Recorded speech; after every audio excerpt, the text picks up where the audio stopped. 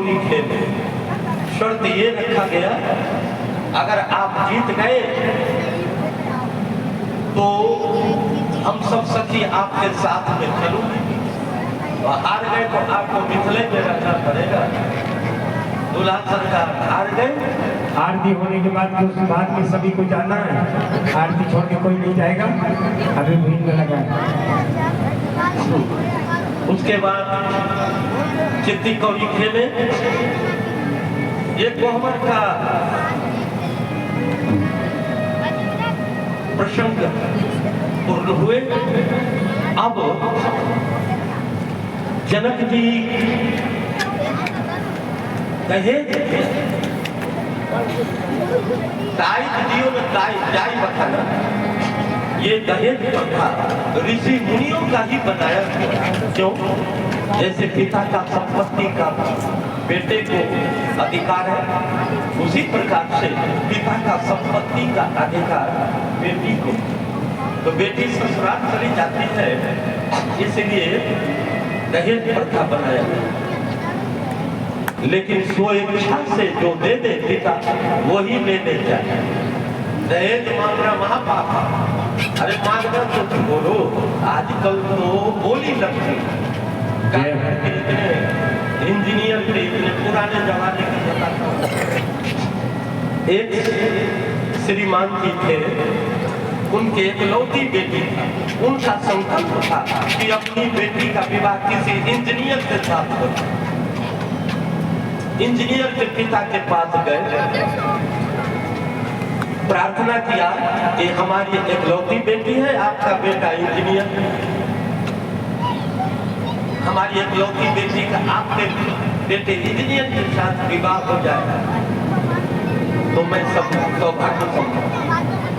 Engineer के पिता ने कहा रिश्ता मंजूर है, लेकिन 20 लाख रुपए से एक नया कम नहीं।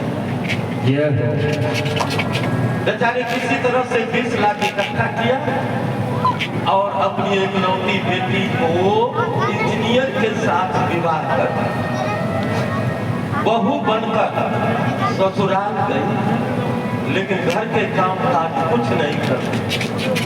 8 बजे तक सोई नहीं। सास हैरान। सास ने अपने इंजीनियर बेटे से कहा कि ये बहू 8 बजे तक सोई रहती है, घर के काम काज कुछ नहीं करती, क्या करती? तो माँ बेटे ने एक प्लान बनाया। माँ ने इंजीनियर बेटे से कहा कि हम दोनों सवेरे सवेरे जगेंगे और एक झाड़ू लेकर मैं कहूंगी कि मैं झाड़ू लगाऊंगा और तुम कहना कि मैं झाड़ू लगाऊंगा। आपस में दोनों झगड़ने लगेंगे तो शर्म के मारे बहू आएगी और झाड़ू लगाना शुरू कर देगी। सवेरे सवेरे उठे, एक झाड़ू लेकर इंजीनियर के माँ ने झाड़ू लिया और कह रहे थे कि मैं झाड़ू लगाऊंगा। इंजीनियर बेटा कहता कि मैं झाड़ू लगाऊंगा। आपस में दोनों झगड़ने लगे तो झगड़ा सुन करके बहू आई। बहू ने कहा आप दोनों क्यों झगड़ रहे हैं? तो सास ने कहा यही झगड़ा है, मैं कह रही कि मैं झाड़ू लगाऊंगी और ये कह रहा है मैं झाड़ू लगाऊंगा। तो बहू ने कहा कि इसमें झगड़ने की क्या जरूरत है? अरे 4 दिन ये झाड़ू लगा ले, 4 दिन ये झाड़ू लगा। सास हैरान।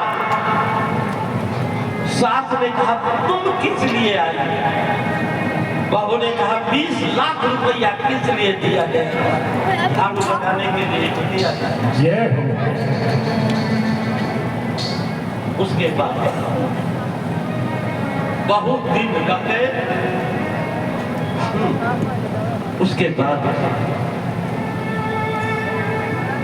दशरथ जी ने प्रार्थना किया जनक जी से कि जब भी मिलना बिछुड़ना लगेगा है, अब मुझे विदा कीजिए। तो आप लोग जानते ही हैं, जब बेटी के दरवाजे पर बारात आती तो लोग खुशी से नाचते हैं, गाते हैं, प्रसन्नता व्यक्त करते हैं। जब बेटी का विदाई का समय होता है तो ऐसा कोई व्यक्ति नहीं है जिसके आंखों में आंसू न हो। कोई रुमाल से मुख ढक के रोता है, कोई तौलिया से मुख ढक के रोता है, कोई दीवार के आग में रोता है, कोई कमरे में रोता है, यानी शोक का वातावरण। ये समाचार जनकपुर वासियों को मिला कि सीता जी अयोध्या जा रही है, बारात लौट रही है।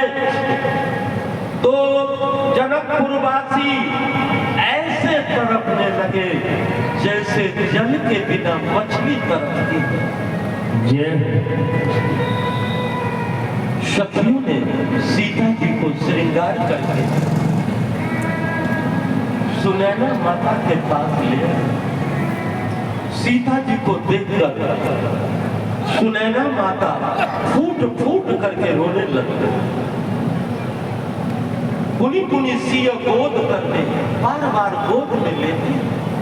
अभी प्रसाद नहीं बांटने का है, प्रसाद रोकने को, प्रसाद रो रही थी। आरती होना फिर बाद में प्रसाद मिलेगा। चलिए पीछे, बगैर पीछे चलो। सुनैना माता रो रही थी।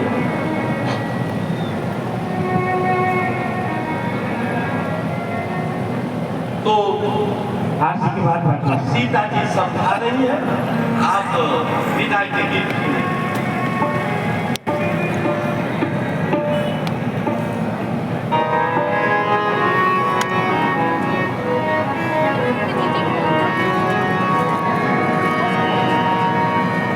सीता जी की विदाई जब बेटी विदा होती है तो पूज्य गुरुदेव कह रहे हैं कि पत्थर दिल को भी आंसू आ जाते हैं। और जिनके सीता जी जैसी पाए वाली ऐसी पुत्री हो, जब बेटी ससुराल जाती है पहली बार तो सारी